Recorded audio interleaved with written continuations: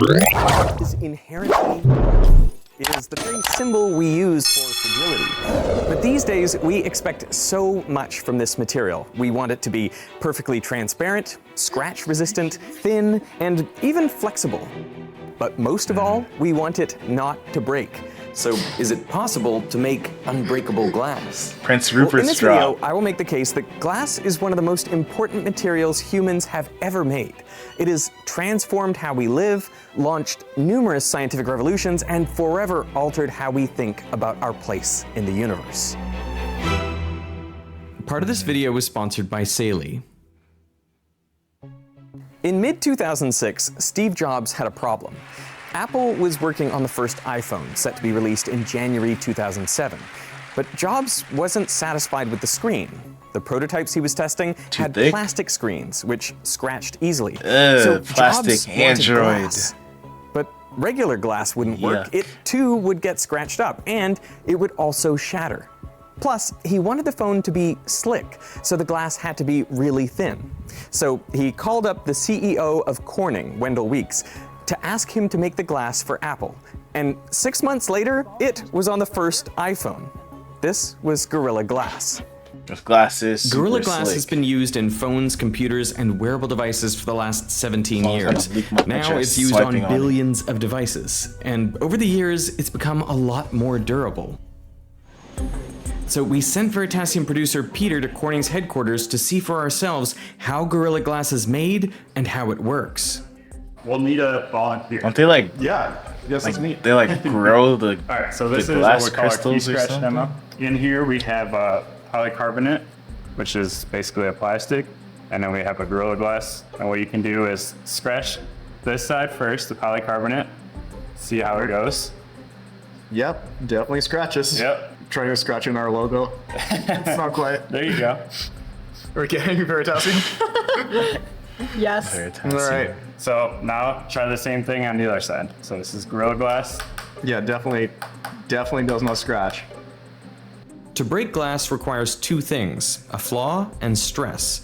To Yes, introduce stress the flaw, and a they sandblasted a spot in the specific middle of the point. glass to roughen up its surface. And Peter will apply the stress. Take that tip and put it inside that circle and push down. A See if super we can stress break it point. Not too hard, right? No. All right, so next we have strengthened soda lime. Strengthened as much as you can for soda lime. So All right. Harder, for harder, sure. a little bit. Next we have Gorilla Glass. I'm kind of terrified. Oh, man. Right, I know like we don't actually want to do this, but I want to do this, so.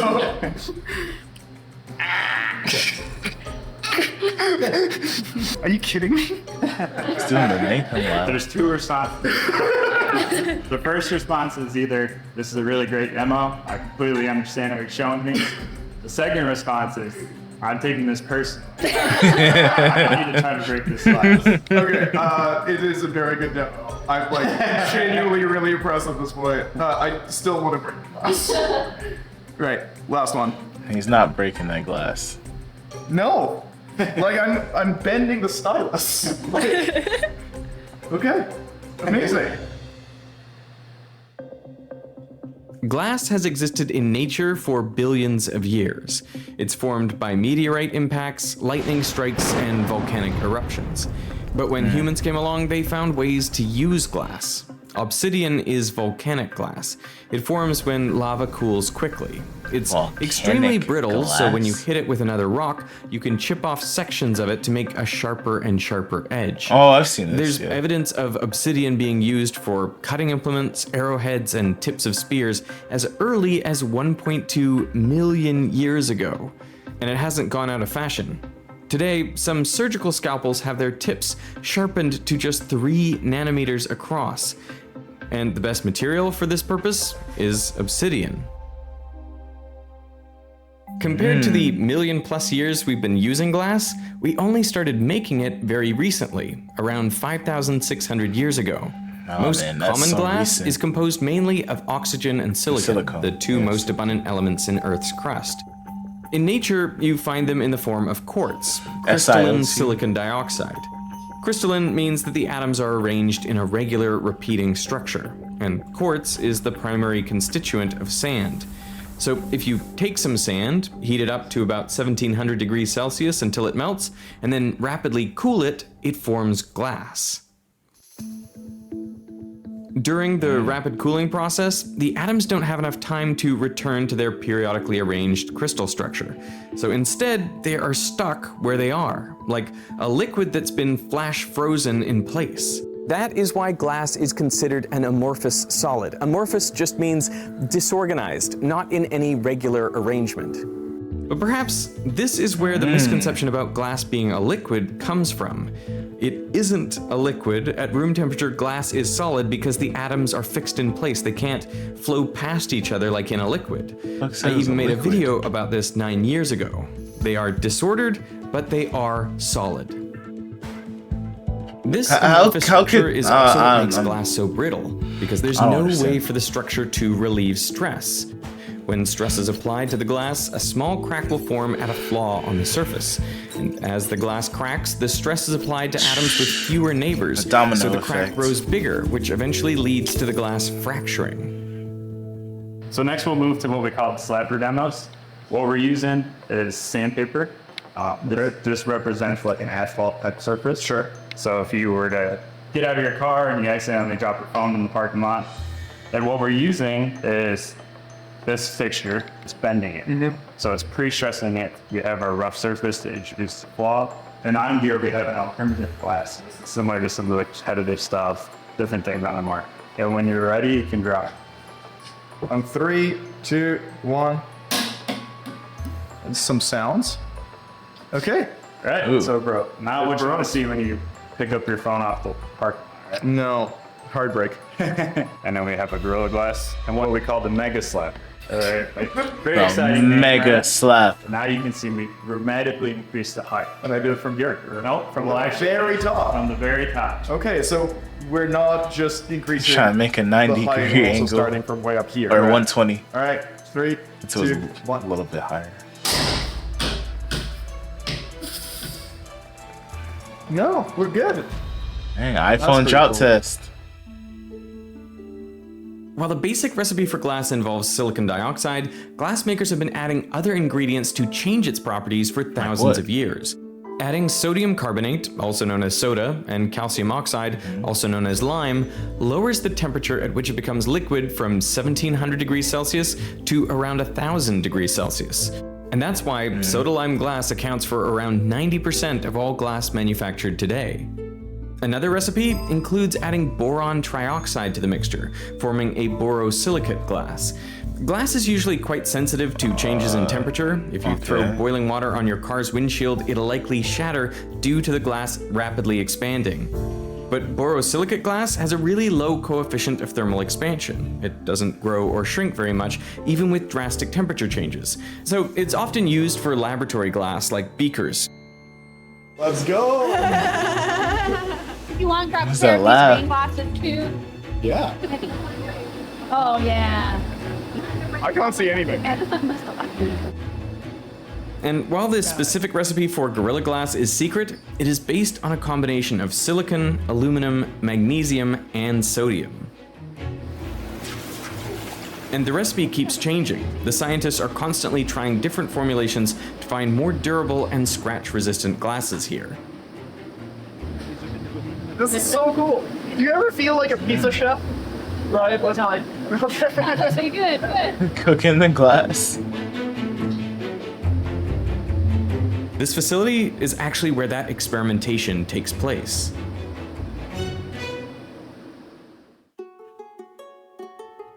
The earliest human-made glass was likely an accident. People had been working metal for thousands of years before they made glass. So it's thought that some sand made its way into metalworking furnaces, forming small glass beads. But soon, glassmaking became its own art form. Glass To make beads. decorations, ornaments, statues, tableware, and pizza? containers. Unlike clay, glass Circus is impermeable monkey. to water, Ah. making it an ideal material for bowls and bottles. But then, glassmakers noticed that by adding other elements into the mix, they could change the color of the glass. By adding cobalt oxide, you would get a vivid blue. Adding cuprite makes red. I'm learning about But glass. all of the historical glasses we've been talking about have been opaque, which is not really what we think of as glass today. After glassmaking was invented, thousands of years passed before we invented transparent glass. That's because making it is actually pretty difficult. The first step came around 100 AD, when glassmakers in Alexandria added manganese dioxide into the mixture, which led to a semi-opaque glass. It definitely wasn't transparent, but it did let sunlight through. This is when glass began being used for windows. And glass windows were a huge deal. I mean, they provide a physical barrier that keeps the warm air in and the wind and critters out, while still allowing light to shine into your home. But the first truly transparent glass was made many centuries later, around the Italian city of Venice. The art of glassmaking was thriving and bringing a lot of money into the city. Attached like that. There was just one problem. To make and manipulate glass, you need very hot furnaces. And at the time, Venice was a city built almost entirely Oh, Venice is out the of one wood. that's floating So on water. yeah, glassmakers were bringing Or a lot of money into the built city, on top of but they water. also kept accidentally burning it down. So in And it's 1291, sinking. the government of Venice had had enough, so they moved all the glassmakers to the island of Murano. The island became known as the Isle of Glass, celebrated for making the most beautiful and intricate glassware anywhere on Earth. This is also where the glassmaker Angelo Barovier invented clear glass. He Barovier. took some seaweed rich in potassium oxide and manganese and burned it to create ash. Then he added this ash into his glass, and when it cooled, he found that the glass was transparent. Most materials are opaque because when photons hit them, the photons are absorbed. The photon excites an electron, pushing it up to a higher energy level. But this only happens when the photon's energy matches the energy of an allowed electron transition. And different materials have different energy levels. In Right. transparent glass, the energy required to move an electron from a lower state to a higher state is higher than the amount of energy that a photon of visible light has. So the photon just passes right through. Now, while glass is transparent to visible light, it does interact with other parts of the electromagnetic spectrum. It absorbs much of the ultraviolet spectrum I actually because did UV understand photons have more energy. Hence, they can push the electron to the higher energy level and be absorbed. That makes it opaque to UV. Yeah, opaque. This is also how colored glass is made. You add impurities into the glass, which affects the electron energy levels, which then changes the Affects color of the glass. The transparency. If you look at a pane of glass side on, you might notice that it looks slightly green, which is because the most common glass used for windows, soda lime, has impurities of iron oxides, which give the glass a green tinge. The glass absorbs more of the other colors than it does green, so that's why we see it. I think the only way we'd truly appreciate how important transparent glass is would be if all of a sudden it this is an disappeared. ad. So your windows, glasses, screens, all gone. Wait. But there is another element in our daily lives that we take for granted, which is connectivity. I mean, we are always connected to the internet. And losing that Truly transparent glass was a massive deal for 3 reasons. Sometime in the early 1300s in northern Italy, this clear glass was ground, shaped, and polished into small discs that were thicker in the center than at the edges. Due to their resemblance to lentil beans, they became known as lenses. Really? Glasses to correct farsightedness didn't seem all that important at the time because literacy rates were so low. They were almost exclusively used by monks. But after the invention of the printing press circa 1440, glasses became a vital tool. The printing press led to a precipitous drop in the cost of producing books, which led to a rapid increase in literacy rates. Now a large number of people became aware that they were farsighted. Thankfully, there was a technology available to solve the problem.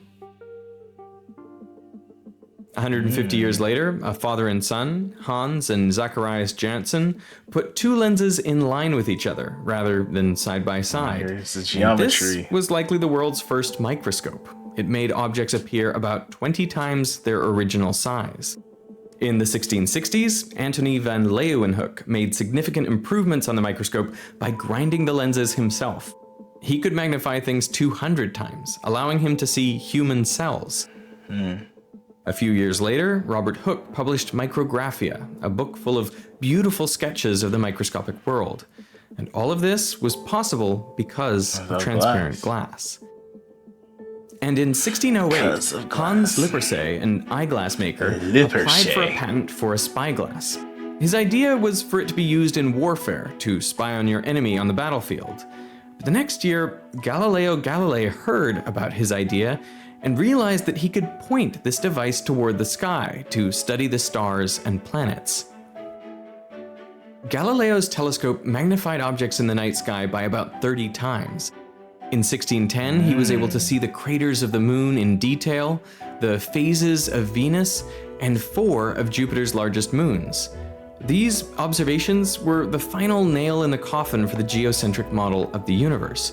He saw moons that were clearly revolving around Jupiter and not the Earth.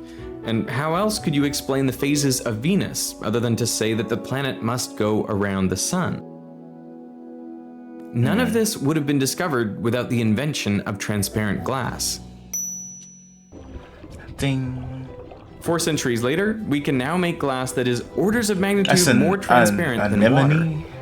Glass that is so transparent that if you were able to make a column as deep as the Mariana Trench, you would be able to see all the way to the bottom. This is the glass inside optical fibers. Oh, fiber internet. Fortnite players.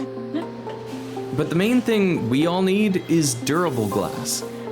So how do you take a substance that is typically delicate and brittle and improve its scratch resistance and drop resistance? Yeah, how? First, you start with an aluminosilicate base, and then, after the glass is made, you submerge it in a potassium salt solution at 420 degrees Celsius. Yeah, it really does look like water. Doesn't it? Yeah. I don't know if I want to drink it. Don't drop the Potassium camera and in sodium there. are chemically very similar. I mean, they both have 1 electron in their outer shell. So during this process, some of the sodium atoms are replaced by potassium atoms in the glass. Now, potassium atoms are physically larger than sodium atoms, but the glass is already set. It's rigid, so it doesn't increase in size.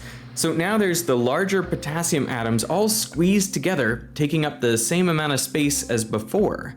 This increases the compressive strength in the surface of the glass, which makes it more durable.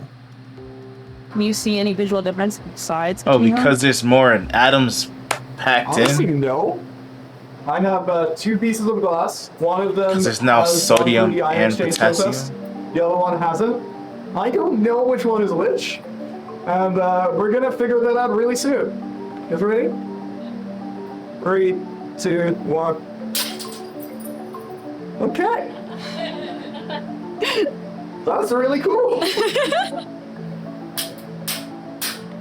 Can I get it harder? Yeah. That was a thunk. My mind is genuinely. What? That's really cool. That's all just like ion exchange, right? That's all just. There's no other difference, right? You just put it in a bunch of salt. Yep, for a few hours and voila. Yep. I'm trying to think of a good analogy for this. You know, I can imagine if there were just a whole bunch of people sort of standing around casually and you try to run through them, you'd probably be able to bounce through a few of them, break through the crowd. Oh, But he's what talking if about instead, as a person. all of those people were squeezed You together, run through. shoulder to shoulder. You know, like people trying to get into a subway or something. If you try to run through them, all of those forces are just going to add up and prevent you from getting in or from making a dent, making a crack, anything like that. But the scientists at Corning are constantly trying to refine the process to make the glass even more durable. There is a whole team at the facility that is dedicated to testing and measuring different glass prototypes. All right, we're displacing it by 1.5 millimeters. Yep. 2 millimeters. Whoop. And they really put the glass through its paces, conducting bending tests, scratching tests, and dropping heavy steel balls onto the glass. 3, 2, 1. They also have replica phones with different glasses for the screen, and they drop them from ever-increasing heights. But we can go up a little bit and maybe Right. we can imagine that I'm taking a selfie. All of this is to make the next version of Gorilla Glass even more durable than it already is. Like, are we doing this? If you want to. Hell yeah. Oh, using cannons to film. That's Oh, roughly selfie wow. height. 3, 2, 1. Amazing. Go down and pick that up. Still good. survived. Dude, that's pretty wild. We're still good. You know, I think it's rather ironic that we are making this video right now while my phone looks like this. I don't know, can you see those? Yeah. So, it's still glass. It still cracks. It is not perfect yet. But it is constantly improving because scientists are working on ways to make this material more and more durable. And we have come such a long way. I am just appreciative that I can have this material. And it is amazing, even if it does still crack sometimes. Oh, it's With still people who cracks. just refuse to get a case for their phone. My glass screen protector cracked. But it's not that bad. Kind of just cracked in like the corner and it kind of spider webbed out.